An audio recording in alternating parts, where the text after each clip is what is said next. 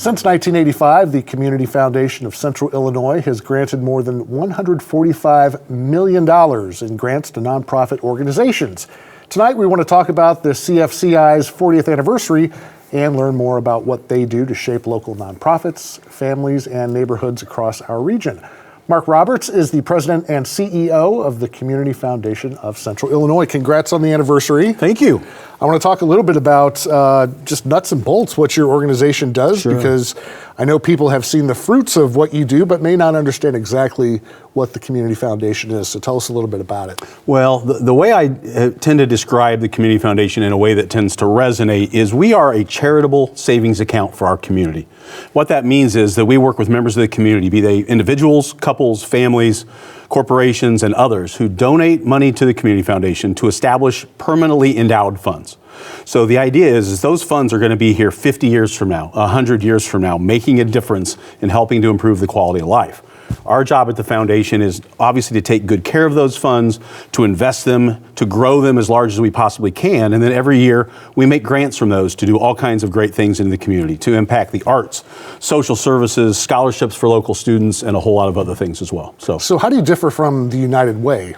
Well, I don't think it's a perfect analogy, but if I describe us as a savings account for our community, you can think of the United Way in a simple manner as perhaps a charitable checking account for the community. We all know that they have campaigns in a given year. They raise a lot of money, and I think in that subsequent year, they grant that back out to our community. And so the point of all that, though, is to have a strong United Way, as we do, and a strong Community Foundation, as we do, is a significant benefit for any community. And so the other significant difference is the United Way focuses very much just on social services and what they do, and they do a wonderful job of that.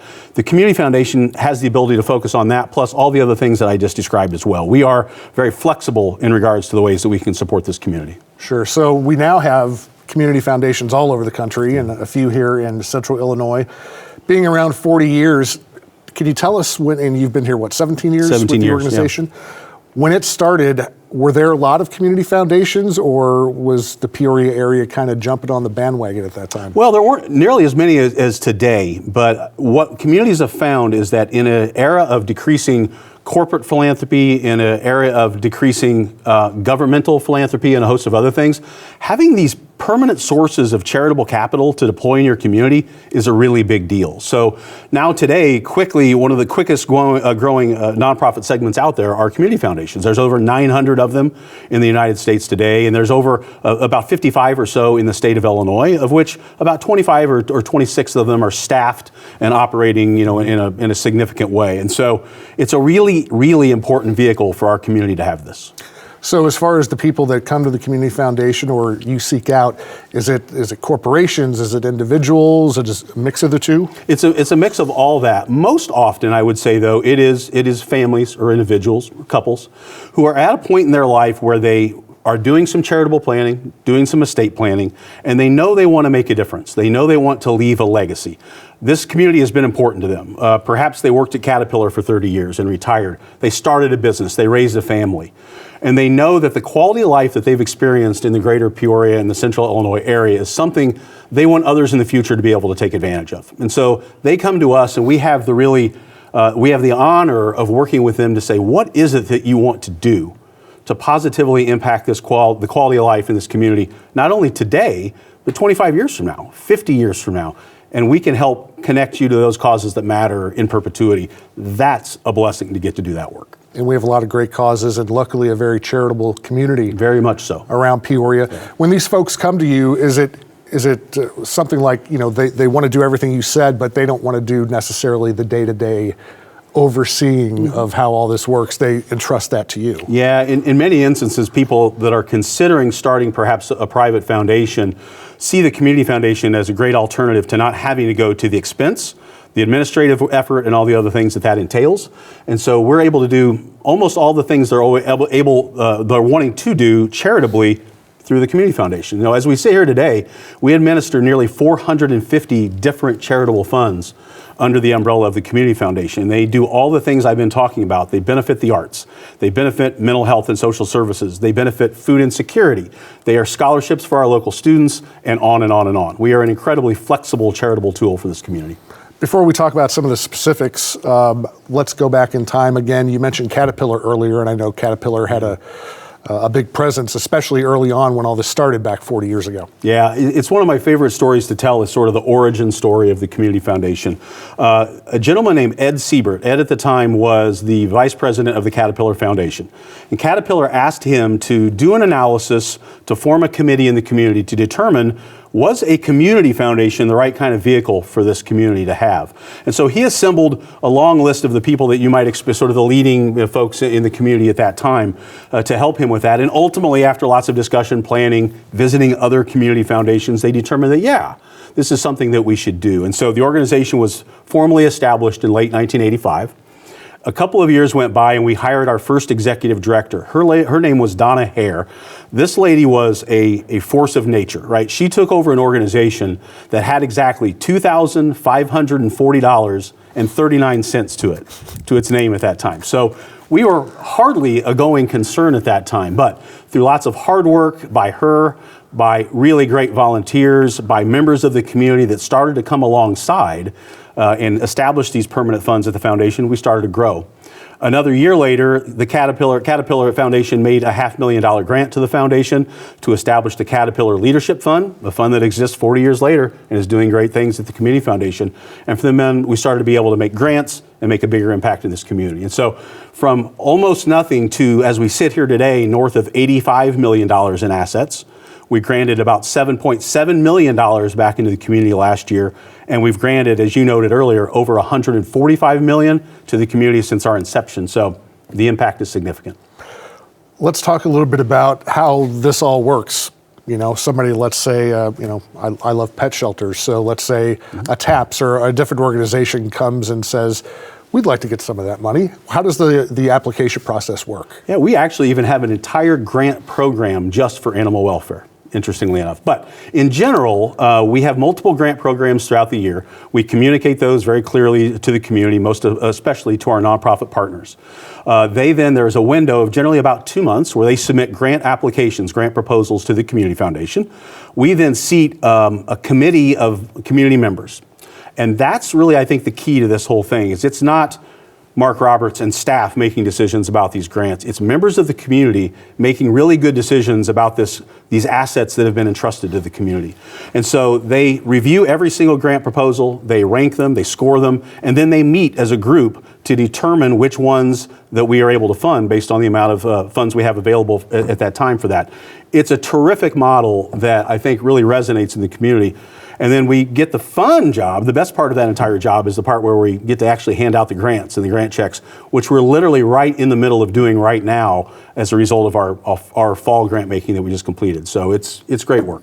So when the process opens up for applications, ahead of time, do you say, okay, we're going to give out X amount of money right now? Yeah, we've identified at the beginning of every fiscal year, not to get wonky about that, but we do a series of calculations on all of the funds that we have. We typically grant about 5% of the value of that fund at a given time, and we allocate that, and that's the amount that we're going to be able to grant. Now, the reality is, I told you earlier, we just granted $7.7 million into the community. That's great. It's an impact. But we only are able to fund about 50% of the proposals that we see every year anyway, right? So the need exists, and the ability for us to more significantly impact the community is really dependent on additional community members of this community coming alongside to establish those funds. We love having those conversations, and we're always ready to do that.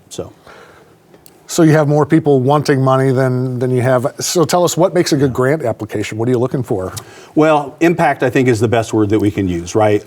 Is the proposal that we fund likely to make a significant impact on that particular problem, or even if it's not a problem, on the quality of life? It could be the beautification of our park or something like that, right? So it's quality of life all the way around. But those that are going to provide impact, that they are sustainable over time, increasingly, is there a partnership? Does that organization, are they working with one or more other organizations? The idea of funding an organization in isolation is increasingly, I think, sort of dated. I think it's really important for this community that the more that we can see collaboration amongst our nonprofit nonprofits, that's going to guarantee almost additional impact and greater capacity all the way around for those organizations as well. So. And tell us again what area, obviously Peoria County, but what is your coverage area? We serve what I like to call a 50-ish mile radius around the city of Peoria. And the ish is on purpose because our friends over in Galesburg in Knox County actually have their own community foundation that is of pretty good size, and they're doing good stuff over there. So we don't grant into Knox County.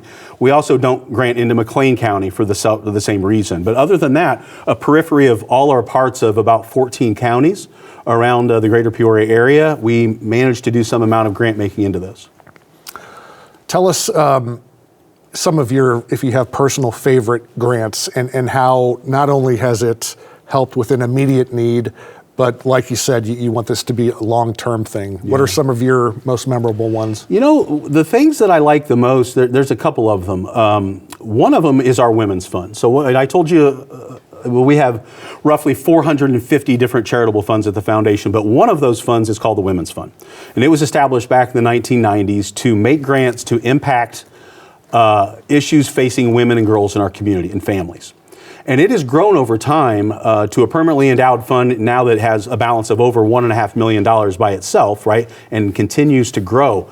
But we have a robust number of donors to that fund, but also a lot of volunteers that help to run an advisory committee, an advisory board of the Women's Fund. And the way that they work together to promote the Women's Fund in relation, the Community Foundation of Central Illinois, and to make these really important grants to impact women, girls, families in our community, that's a big deal. So one of my favorite things that we do is everything that the Women's Fund does as well. Mm-hmm. Yeah. I think the other area is in regards to food insecurity. About 7 or 8 years ago, we noticed that every year when we did the grants programs, we got essentially the same grant proposals from all of the same food-related organizations in the community. And all those proposals were for more food into the emergency food system. And that's important, right? We have members of our community then and now that are hungry. We have to find a way to continue to address that. But we knew we wanted to take a little bit of a different approach at the Community Foundation.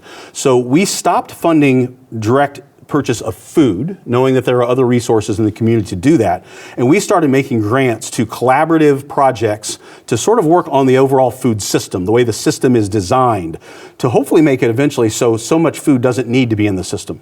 That's a hard and decades-long amount of work that needs to be done by an entire community. But we've had good success, and the very first grant we made from Ending Hunger Together was to an organization called the HEAL Partnership.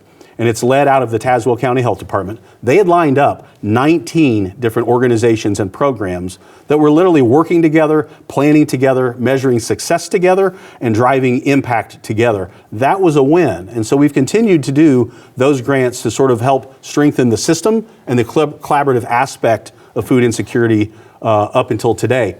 Now, we all have heard about what's going on in the government and a host of other things in regards to food insecurity. The need for food in the emergency system is critical right now. And so the foundation is very close to announcing some additional things we'll be doing in that regard. What about disaster relief? Do you do anything with that? Well, unfortunately, the answer is yes, right? In 2013, we all know what happened nearly in late November. And immediately after that happened, we established the Central Illinois Disaster Recovery Fund, and we accepted contributions from the community into that fund. We also wrote a $500,000 grant to the Robert R. McCormick Foundation at that time, which was funded, and that money came into the foundation as well.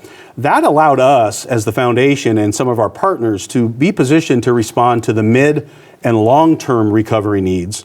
Because when a disaster happens, this country is really good at the initial response component, right? We have the Red Crosses of the world. We have a host of other organizations that are ready to sort of parachute in and provide that support. What we haven't thought through nearly as well in this country is the mid to long term. And so we had that money as a pool of resources to start to deploy when, you know, those people started to leave town. Those volunteers that came in, they left town. And when some of the initial money started to wane, we were ready, along with dozens of other local partners, to help fund the fact that glass and nails and other materials had been blown into people's lawns in Washington, and their kids couldn't play out there anymore, right? That kind of lawn mitigation was important. Or they had shortcomings when it came to what their insurance would cover versus what their need was, and a host of other issues. So I was really honored to be one of the founding members of the Long-Term Recovery Committee at that time, and we really organized to find effective ways to deploy that money to help meet those shortcomings that a lot of people are experienced. And we actually hired caseworkers to work with all of those folks recovering on a literal, personal, case-by-case basis, and did a lot of good. And the end result of that whole thing is not at all about the community foundation. It's everything about the community and the way that we came together to sort of organize how we're going to respond. It's left us a bit of a roadmap for the next time something happens, because something else will happen someday. God forbid, but it will. And we need to be ready as a community on how we're going to respond. A lot of organizations, when they talk about their history, they talk about pre-COVID and post-COVID. If you will, tell us a little bit about how COVID affected your organization and then what your organization did to help folks during that time period. Well, the impact on our organization at that time was the similar to the impact on almost every organization, right? Where we had to figure out new ways of working and new ways of communicating, and we did, as did all the others. But really, the upside of all that is, again, we utilized the Central Illinois Disaster Recovery Fund to accept contributions. We had some good matching grants from Caterpillar Foundation and others. And through the ways that we grant money, we deployed that into the community to do all the things that were happening. And if we think back about that unpleasant time, there were immediate food needs. And so the grants that we had done through Ending Hunger Together to the HEAL Partnership allowed them to very quickly, as 19 organizations working together, put food boxes and a host of other things together that they could get out to people in immediate need. But then we also started to fund all the other challenges, even just basic capacity issues. Fundraising wasn't as robust for some of those nonprofits, and we helped to fill some of those gaps, and just a host of other things that were happening at that time. And so, again, another example of a community organization that is there to impact the community in positive ways, sort of being ready to do that when you need to. But we can't do any of it without the help of the community members. Well, with the community, I'm sure when this first started 40 years ago that members of the foundation had to go out and solicit a lot of people. These days, with being obviously more well-known over the last 40 years, do you still have to go out there and try and find people, or are people coming to you mostly? It's a little bit of both of those things. Certainly, we're more well-known today than when we were then, for sure. But in some ways, I still call us, that cliche of sort of the best kept secret in some ways. Those that know about us, our nonprofit partners, our donors, our volunteers, know exactly what the foundation's about. They love our work. They're highly supportive. But we still have a bunch of people in the community that sort of don't understand the value equation of and exactly what we do. They sort of conceptually know that we're doing good, right? But they don't know exactly how we do it. And I think that's because we don't provide any direct services. Our job is to have as much money as we can to grant that to those nonprofits so they do the hard work, right? So if we're supporting the children's home, we're not doing any of that case management work that they do.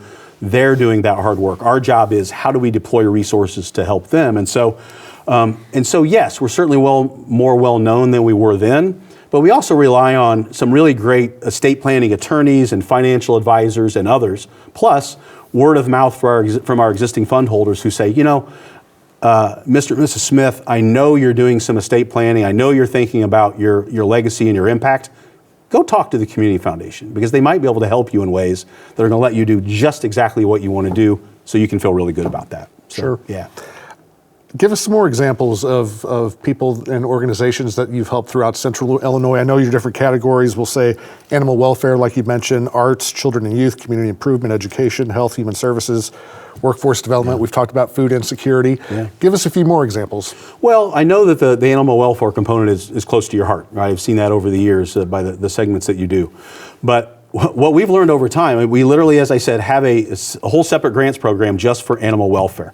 People love their animals, is what we've learned. And when they've, either while they're living or when they have passed, they've left money for the Community Foundation to establish funds to help with spaying and neutering, to help with homeless animals, to help with all the things that are important for those kind of things. Pets Meals on Wheels that our friends down at Neighborhood House run and things like that. And so that's always a blessing, right, when we're able to do that and deploy those kind of resources. So animal welfare is one. The arts is, I think, another important one. I don't think we all are cognizant of how vibrant our local art scene is and the impact that arts make locally in this community. To have working artists that can afford to live here, that can sell their work here and elsewhere and add to the vibrancy of this community through their work is a really important thing. So we do a whole segment of arts grants also each spring to support the murals that have been put up in our downtown, the arts performances that happen, and just a host of other things. We have some other things on the radar screen that we would like to do in the art space because I think that we know the arts could be utilized as more of an economic engine for this community. As a matter of fact, we have one fund called The Arts Mean Business.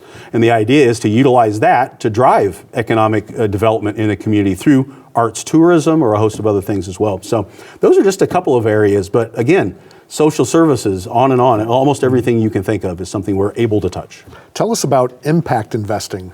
What is that? Impact investing is brand new to the Community Foundation, and it's a very rapidly growing segment in the Community Foundation sector.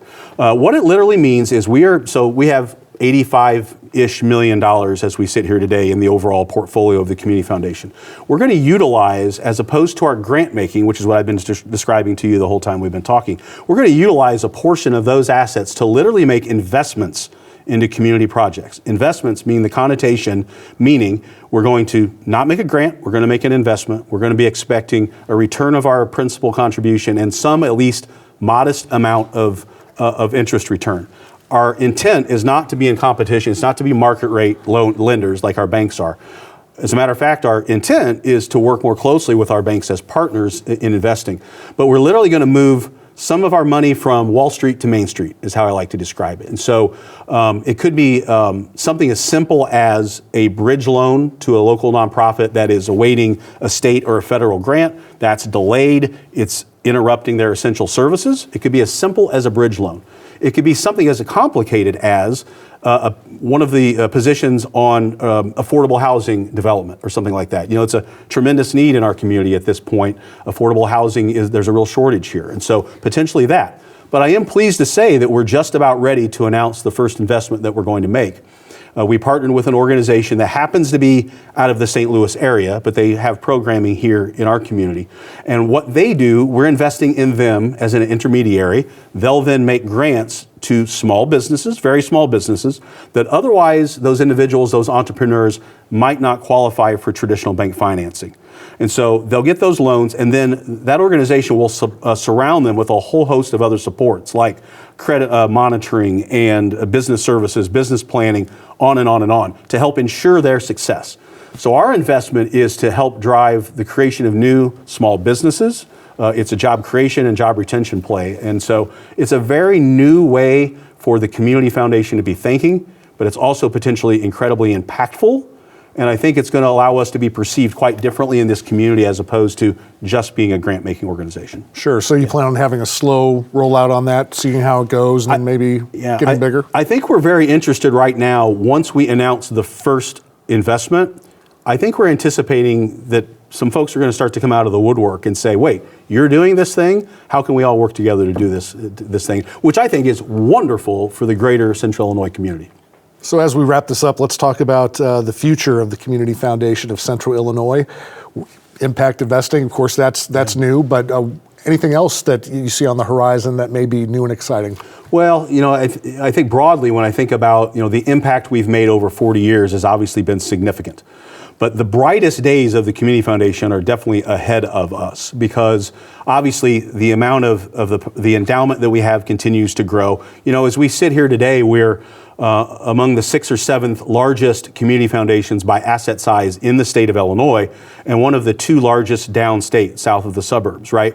So we've been rapidly growing. Why that's important, the larger we grow, the bigger impact we get to make through grant making and impact investing in this community. But we also have a long list of people who have included us in their estate planning. They've let us know about that. And so we know that at some point over the next 5 years, 25 years, whatever it is, we're going to grow very rapidly as those people leave their legacy through the Community Foundation, allowing us to do just great things. And so it's a very positive time for the foundation, but it's also very encouraging, I think, for the future of our community. Exciting stuff. I hope more people go to your website, find out more about your story, because the 40-year story is very interesting. Unfortunately, we don't have time to tell the whole thing here, but it's on your website, and people should definitely check that out. And Mark, congratulations on The Community Foundation of Central Illinois' 40th. Thank you. Here's to 40 more. Here's to 40 more. All right, thank you. And thank you for joining us. We appreciate it. You can watch this segment again at WTVP.org anytime and check us out on Facebook and Instagram. Have a good night.